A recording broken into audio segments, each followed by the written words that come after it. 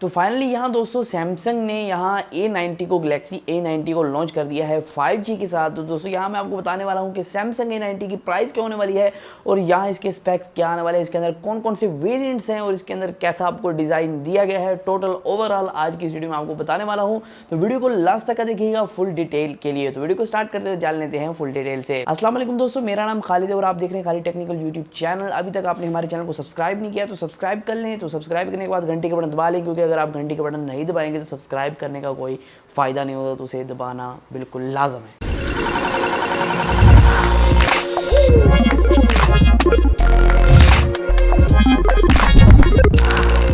दोस्तों यहाँ मैं आपको बताता चलूँ, सैमसंग की तरफ से हाल ही में सैमसंग S10 लॉन्च किया गया, जिसके अंदर 5G आपको मिला, 5G वेरिएंट देखने को मिला। फिर Note 10 Plus है जिसके अंदर आपको 5G देखने को मिला। यहाँ दोस्तों अब एक मिड रेंजर सैमसंग ने लॉन्च किया है, जो कि एक आप कह सकते हैं फ्लैगशिप स्पेक्स के साथ आता है, लेकिन यहाँ इसके अंदर आपको 5G का सपोर्ट दिया गया है।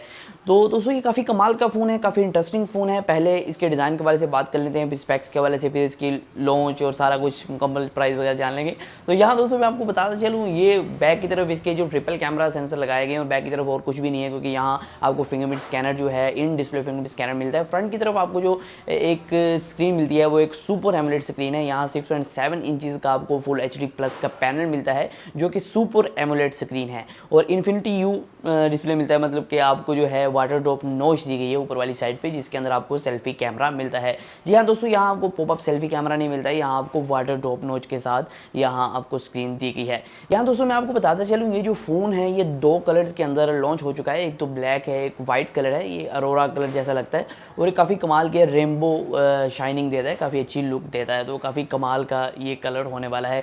तो आप अंदाज़ा लगा सकते हैं Note 10 Plus का जो कलर आया था उसी तरह का तकरीबन ये कलर देखने को मिलता है। यहाँ दोस्तों अगर वेरिएंट्स की बात करें, इसके दो वेरिएंट्स हैं। यहाँ एक 6GB रैम वाला वेरिएंट है और एक 8GB रैम वाला वेरिएंट है, और इसके साथ आपको 128GB की UFS स्टोरेज दी गई है दोनों वेरिएंट्स के अंदर। लेकिन दोस्तों जो 6GB वाला वेरिएंट है, इसके अंदर आपको SD कार्ड का सपोर्ट मिल जाता है। मतलब कि आप 6GB वाला जो वेरिएंट है, 6GB रैम वाला, उसके अंदर आप SD कार्ड भी लगा सकेंगे, जो कि काफ़ी अच्छी बात है। SD कार्ड का सपोर्ट आपको 6GB रैम वेरिएंट के अंदर दिया गया है। यहाँ दोस्तों मैं आपको बताते चलूँ, इसके अंदर स्नैपड्रैगन का 855 प्रोसेसर आपको देखने को मिलता है।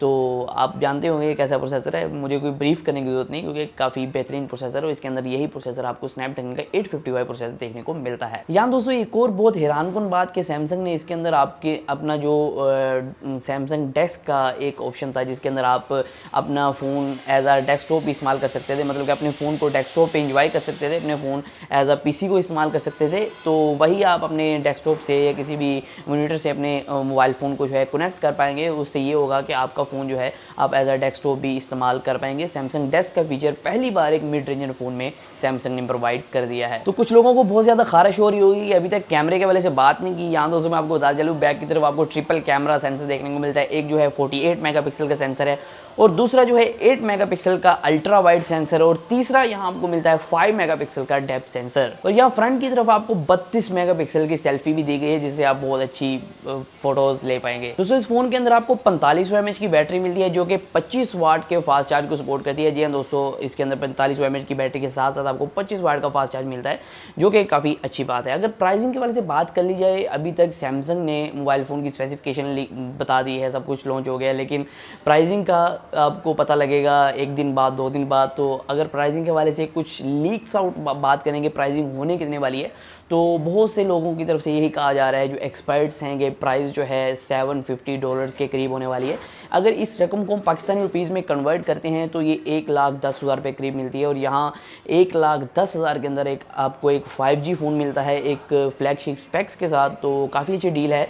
तो अब देखते हैं ये फ़ोन जब लॉन्च होता है तो कितनी प्राइस में आता है, क्योंकि पाकिस्तान में कुछ टैक्सेस आजकल ज़्यादा लग रहे हैं, और उसके अलावा जो फ़ोन्स हैं वो कुछ ज़्यादा ही महंगे होते जा रहे हैं। अगर आप बात करते हैं मिड रेंजर्स की या फ्लैगशिप की, 5G टेक्नोलॉजी आ रही है।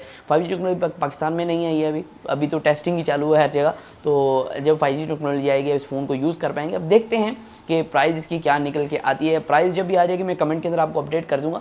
तो आज की वीडियो में सिर्फ इतना ही था। अगर आप इसी तरह की टेक्नोलॉजी के वीडियोस चाहते हैं, आप चाहते हैं कि जब A90 पाकिस्तान के अंदर आए तो उस पर आपको वीडियो मिल जाए, तो आप चैनल को सब्सक्राइब कर सकते हैं। सब्सक्राइब करने का कोई फ़ायदा नहीं, जब तक आप घंटी के बटन नहीं दबाएंगे तो घंटी का बटन दबा लें।